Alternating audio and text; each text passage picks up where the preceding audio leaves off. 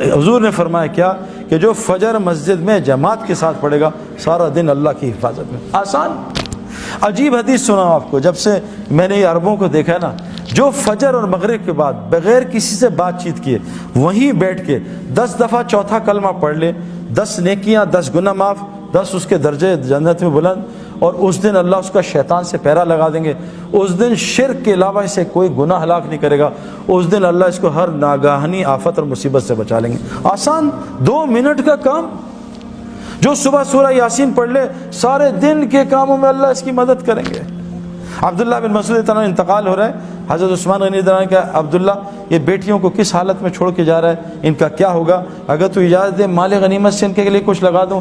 کہا نہیں امیر المومنین، میں نے ان کو اللہ سے ڈرنا سکھایا، یہ اللہ سے ڈرتے ہیں، تقویٰ سکھایا، اور میں نے ان کانوں سے سنا ہے میں اپنے نبی سے جو سونے سے پہلے سورہ واقعہ پڑھے گا اس کے گھر میں کبھی فاقہ نہیں آ سکتا.